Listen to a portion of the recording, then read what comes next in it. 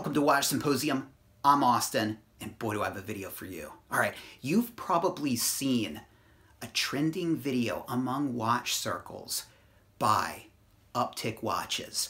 Now, he seems to be a Frenchman living in Hong Kong, and he has a very popular video right now, 900 likes, one of them's mine, and you've likely seen it. He seems to have proved that there's collusion between Hong Kong Rolex authorized dealers and gray market dealers in Hong Kong. But the question is, does he? And that's what this video is about. You know, that's a 10-minute video. It's less than 10 minutes. And if you haven't seen it, link in the description, push Control, click on it. It'll open in a new window. Check it out. Come back because we're going to break it down.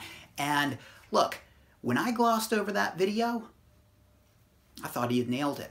But when I actually watched that video, and I've watched that video over an hour, I did a 180. And I'm not going to sit here and regurgitate what he laid out.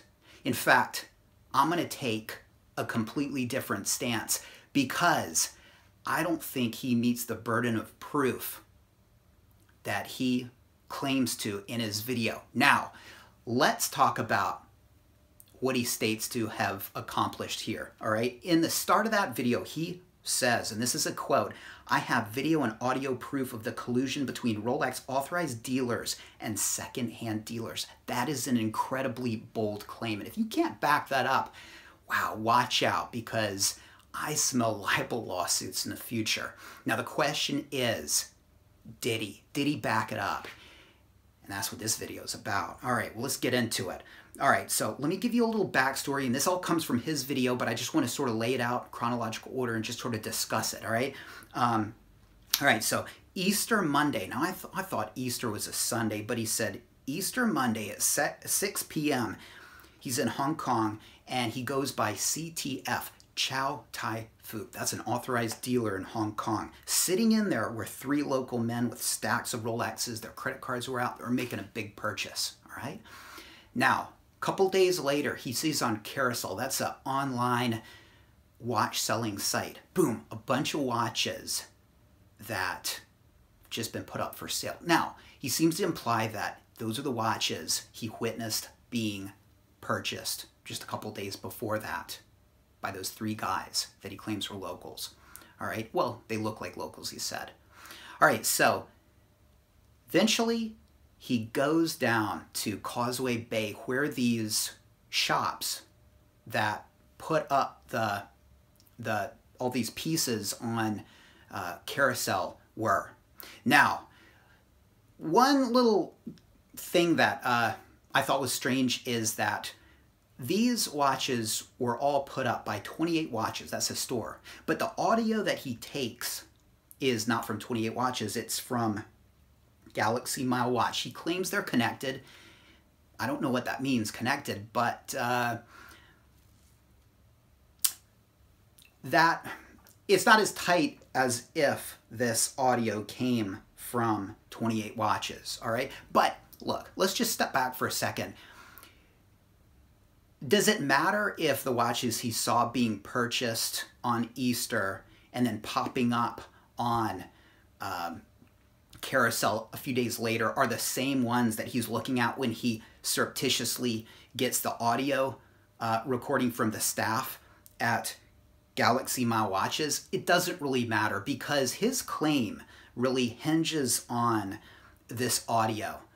And let me read his claim again just so we have it in mind. He says, "I have video and audio proof of the collusion between Rolex authorized dealers and secondhand dealers." Okay, I think we both know that there's no video proof. It all hinges on this audio, okay? This audio recording, all right?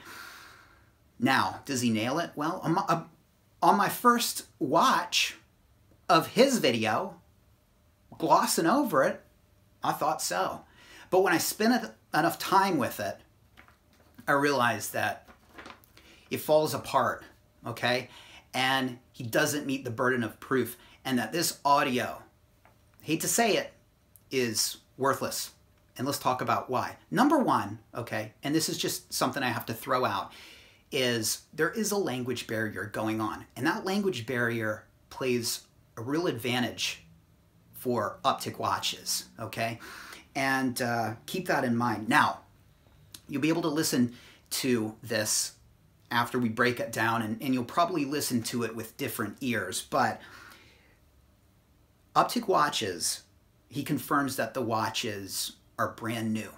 And then he says, and this is a quote, he says, "Wow, how do you get them all like this?" And he chuckles and he says, "You bought them from Chow Tai Fook or something?" Now, he's asking a staff member this, all right? Now, keep in mind that the staff member has no idea he's going on record. This is surreptitiously captured audio. And you got balls, man. You know, that's China now. And I don't know if what you did was legal, but again, you've got balls. But the guy who was speaking, again, he didn't know he was going on record.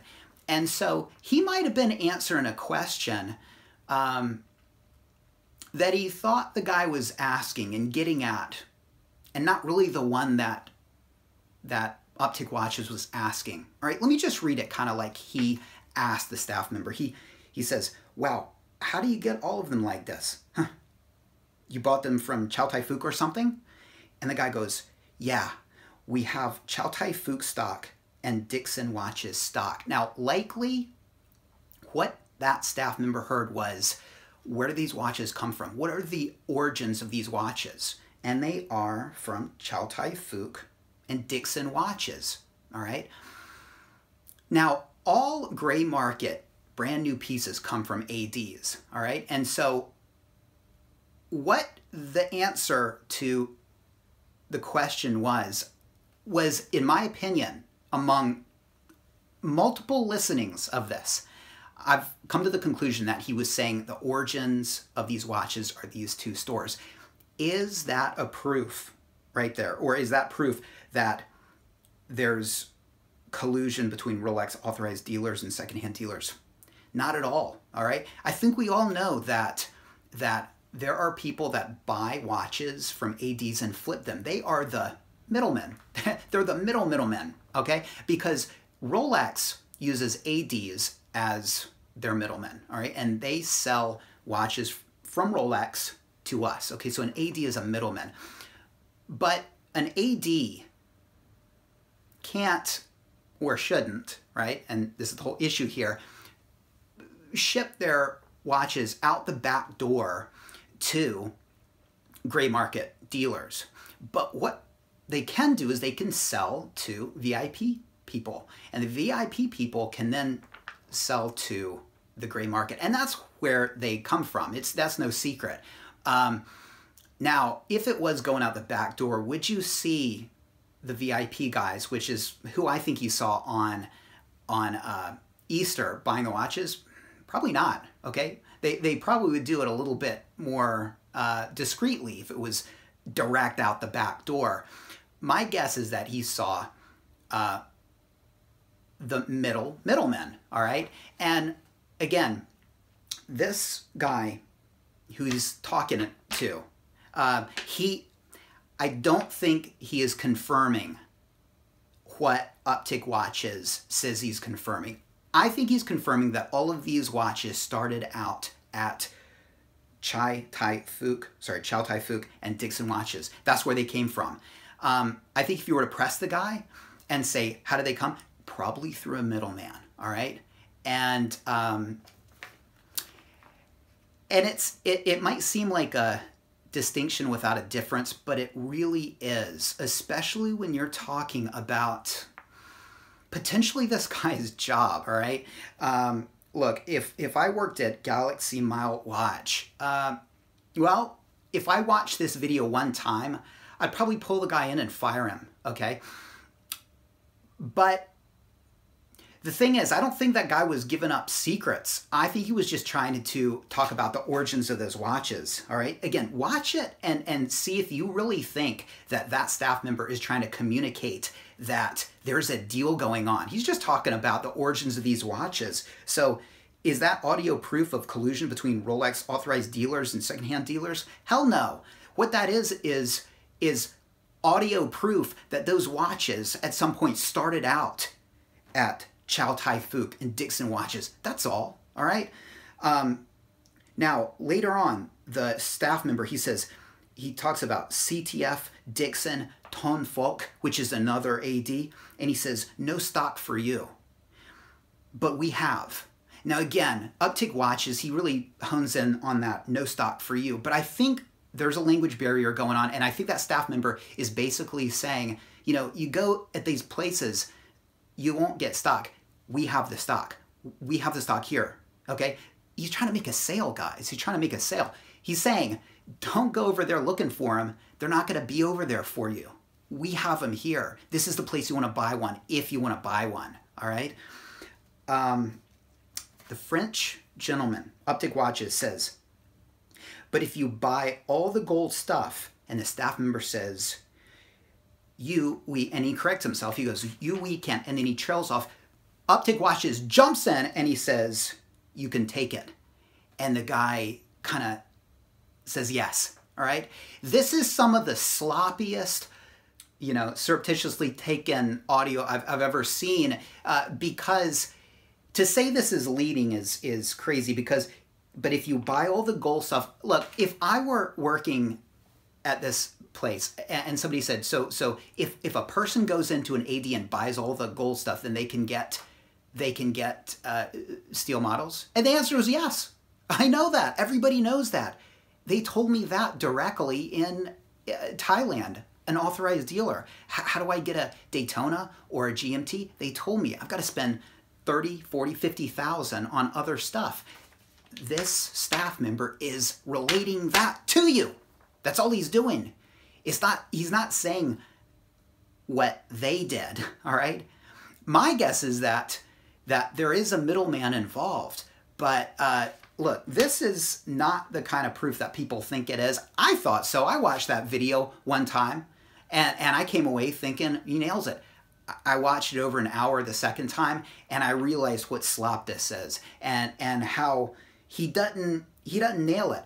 I have video and audio proof of the collusion between Rolex authorized dealers and secondhand dealers. No, you don't. No, you don't. You just have proof that the staff member confirms that if you buy a bunch of gold pieces that you can get access to the steel pieces. Everybody knows that. And you have proof that these watches originated at Chow Tai Fook and Dixon Watches. That's all you have. You don't have a proof of a direct connection. Certainly you don't have video proof, and your audio proof is it's off. It's off. Now he seems to think he nails it, and you know, and he seems to think that Rolex is going to be happy about this and would consider selling him, giving him access to a GMT.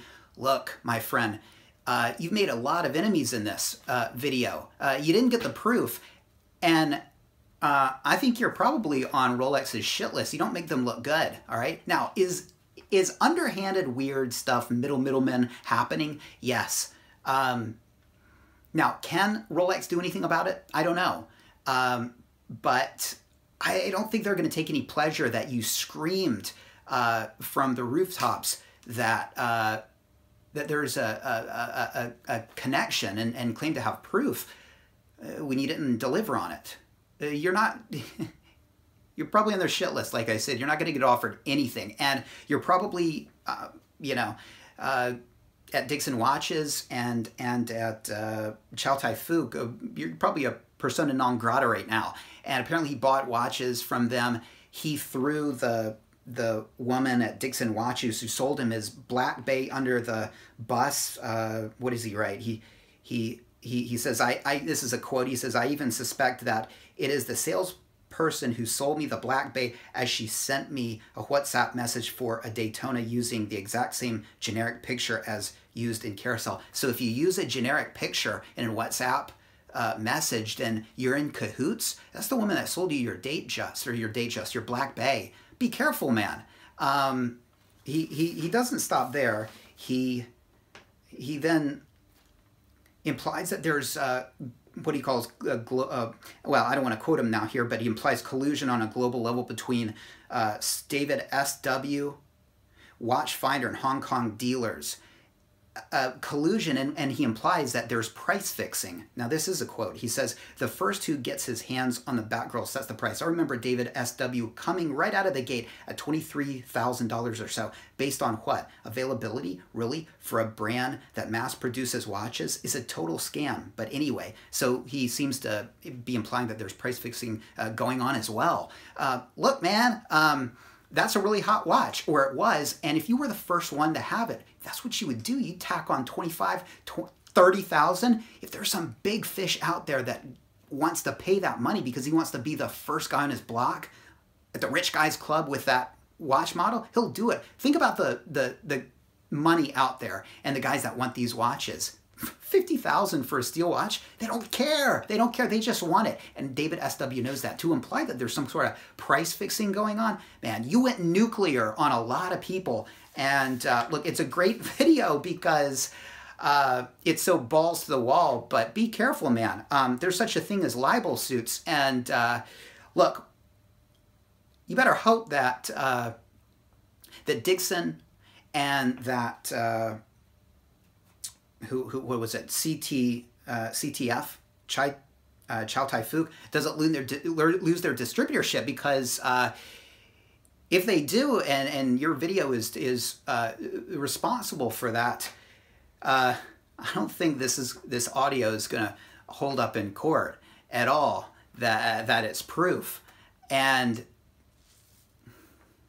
I don't know what else to say, man. I mean, other than you know, this poor son of a bitch at Galaxy Mile Watches who was answering questions and didn't know he was going on record. And he's just trying to communicate that these are watches that originated at these stores. They're new. You can't get them at those stores. You can get them here. And trying to make a sale. I guarantee you, if I go into a gray market dealer here in Japan and I go, oh, you buy these directly from an AD, they're new pieces, right? They'll say, yeah, they're new pieces. And that's all they hear, because they think they're selling me a watch. And that's what they hear. They hear the question in there. They didn't focus on the first part. Oh, but I said you directly buy them from an AD. Yeah, they missed that. They missed that. They don't know they're going on record. You really want to do this, you got to be really, you know, you can't, this slop at the end where you fill in the answer, what is it? But if you buy all the gold stuff and the staff goes, yeah, we can, you can take it. That's your words. You just inserted them into that poor son of a bitch's mouth and made it hard for that guy. That guy's probably not the owner, and he probably just selling watches. He's probably going to get fired over this, all right? And you don't have any proof. All right, so what I thought was a fantastic video turns into utter slop, okay? And look, I understand wanting to do this and get the proof, and I think there is some funny business going on, but did you prove it? No. Did you throw a hell of a lot of people under the bus? Yeah. And if you'd gotten the proof, you'd have a leg to stand on, but you don't. And check it out for yourself, guys. You might listen to that audio with different ears now. I certainly do. And you got to be careful the claims you make in a video. All right? Let me know what you think, guys. Take care. Thanks for watching. See you next time.